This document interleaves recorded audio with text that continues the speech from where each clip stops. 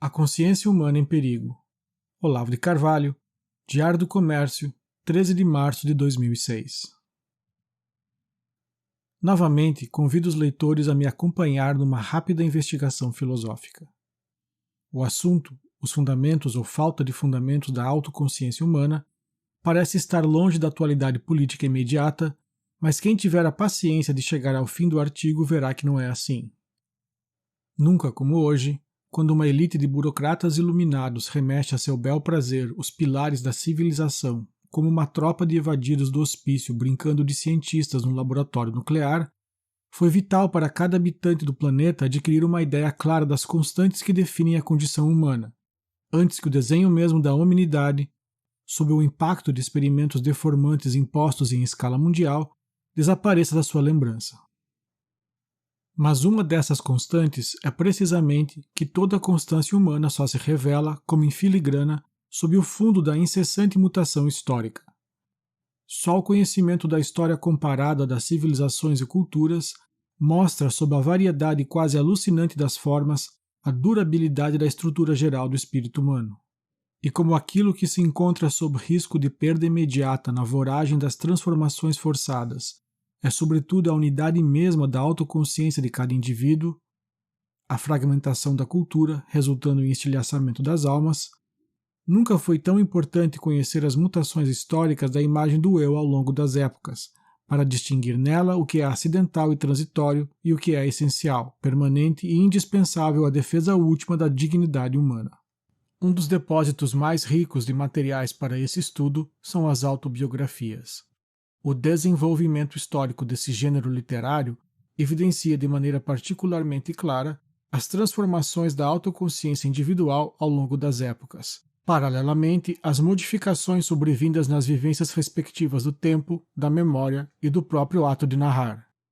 Dentre as muitas obras que têm saído a respeito, Memory Narrative, The Weave of Life Writing, The University of Chicago Press, 1998, de James Ozey, professor de inglês na Universidade Estadual da Louisiana, é uma das mais úteis, porque concentrando-se na história do gênero autobiográfico no período que vai das Confissões de Agostinho, 397, até o monólogo cênico de Samuel Beckett Company, 1979, delineia muito claramente, no percurso entre esses dois extremos, a progressiva perda do sentido de unidade da autoconsciência, sem a qual a intenção mesma de narrar a própria vida se torna absurda. O modelo estrutural da narrativa é o mesmo nos dois casos. Agostinho resume-o com o exemplo da prece. Quando ele vai recitar um salmo, já o sabe de cor, inteiro, de antemão. Enquanto recita, as palavras que se sucedem em voz alta vão se atualizando no tempo sobre o fundo estático do texto completo que permanece na memória. Terminada a recitação, o salmo se completou no tempo e é devolvido à memória, pronto para ser recitado de novo e de novo e de novo. Toda a escrita autobiográfica tem mais ou menos essa estrutura. A vida que vai ser contada está completa na memória, mas prossegue no ato de recordá-la e continua depois de terminada a narração, devolvida à memória para ser narrada de novo, lida ou ouvida. Qual a substância dessa narrativa? O tempo. Mas qual tempo? O passado, que já não existe mais? O presente, instante atomístico infinitesimal que se dissolve tão logo aparece? O futuro, que tem uma existência meramente conjetural? O enigma aparece mais ou menos igual nas Confissões e em Company. Irmanados na preocupação comum com o tempo, a memória e o eu, os dois livros não poderiam ser mais antagônicos nas suas respectivas visões a respeito. As Memórias de Agostinho são a confissão formal de uma alma que, assumindo plenamente a autoria, a responsabilidade e as consequências de cada um de seus atos, pensamentos e estados interiores, mesmo os mais obscuros e remotos no tempo, comparece ao seu próprio julgamento como que ostentando uma identidade inteiriça, na qual as várias forças internas em conflito não fazem senão realçar a unidade tensional do todo. Agostinho consegue fazer isso porque compõe sua narrativa diante de uma plateia onisciente, o próprio Deus. Caminhar diante de Deus não significa outra coisa senão agir e pensar em confronto permanente com o símbolo onisciência, a fonte inalcançável e incontornável de toda a consciência, a única garantia da sinceridade dos pensamentos, dos atos e da sua rememoração. Embora a expressão apareça na Bíblia, Agostinho foi o primeiro a explicitar em palavras o sentido da experiência aí resumida. O homem que caminha diante de Deus se governa e se concebe a cada instante como se estivesse diante do juízo final, na forma completa do seu ser individual, conscientemente responsável pela escolha de seu próprio destino eterno. A vida completa do futuro é, pois, a medida da rememoração do passado, que o narrador empreende no presente. É daí também que Agostinho extrai a solução do problema da insubstancialidade do tempo. Deus não é apenas onisciente, é eterno. Boécio, mais tarde, definirá a eternidade como a posse plena e simultânea de todos os seus momentos. Mas o conceito já está implícito em Agostinho. Se os vários momentos não têm nenhuma unidade entre si, só lhes resta esfarelar-se num imenso nada. Só a unidade total e simultânea tem existência, mas essa unidade é a própria eternidade, e nada mais. O tempo em si não tem mesmo substancialidade nenhuma. É apenas uma miragem, uma imagem móvel da eternidade. Se Agostinho pode dominar intelectualmente o seu passado, é porque o expõe ante o olhar da onisciência. Se pode ter a intuição da continuidade da sua existência, é porque a enxerga como um reflexo temporal da eternidade. A articulação da autoconsciência moral é a mesma articulação dos três tempos no eixo da eternidade. A ideia do indivíduo como uma unidade complexa e dramática que se forma e se assume na encruzilhada dos três tempos incorporou-se de tal modo à tradição ocidental que veio a inspirar toda a moderna psicologia da personalidade. 16 séculos depois de Agostinho, Maurice Pradines, no seu Traité de Psychologie Générale, 1948, definiria a consciência como a memória do passado preparada para as tarefas do futuro. Mesmo em Freud, ao qual se atribui erroneamente muito da culpa ou do mérito pela dissolução da unidade do eu, a personalidade é a resultante de uma arbitragem progressivamente imposta pela consciência aos impulsos antagônicos do id e do superego. Nada poderia celebrar mais claramente a vitória final da unidade do que a célebre profecia do pai da psicanálise: onde há id, haverá ego. Totalmente diversa é a perspectiva em Company. Aqui, um velho entrevado, no palco, houve episódios da sua vida, a vida do próprio Samuel Beckett, narrados e comentados em monólogo por uma voz sem rosto. Será a voz da consciência? Sim e não. Ela lhe fala dele próprio, ora na segunda pessoa, ora na terceira. Aquele que no presente recorda o passado, já não sabe se esse passado é seu, de um terceiro ou de um personagem inventado. E a voz lança ao senso de identidade do ancião um temível desafio. Se você não se recorda do seu nascimento, como pode ter a certeza de que essa vida que está recordando é a mesma daquele cujo nascimento você acha que é o seu? Tal como Agostinho, o personagem de Beckett, indiscernível do autor, desenha suas memórias sobre a superfície de contraste fornecida por um interlocutor invisível, que transcende o narrador e tem sobre ele a autoridade de uma instância formadora. O resultado, por isso, difere conforme a identidade desse interlocutor. A eternidade e onissapiência de Deus conferem à autoimagem biográfica de Agostinho a unidade de uma história assumida como criação pessoal responsável. Mas o interlocutor de Beckett não é onissapiente. É apenas mais arguto que o personagem. Ele é a razão crítica, poção corrosiva que dissolve o sentimento de unidade temporal do eu por meio de exigências epistemológicas que ele não tem como atender. O ancião entrevado não tem sequer o poder de dizer eu com consciência de causa, mas por isso talvez não lhe caibam também a culpa de seus pecados ou o mérito de suas realizações. O eu esfarelado, incapaz de contar sua própria história, é vítima de sua própria existência e não tem, portanto, nenhuma responsabilidade sobre ela. A narrativa de Agostinho sobe do fundo obscuro do coração para a luz divina, que em resposta lhe confere a participação na sua própria unidade e claridade. A de Beckett vem de uma treva externa que obscurece o pouco de luz que o ego julgava possuir. Na passagem de um extremo a outro, Ose documenta algumas etapas da crise da memória narrativa, que como um fio condutor atravessa toda a história da mentalidade ocidental moderna.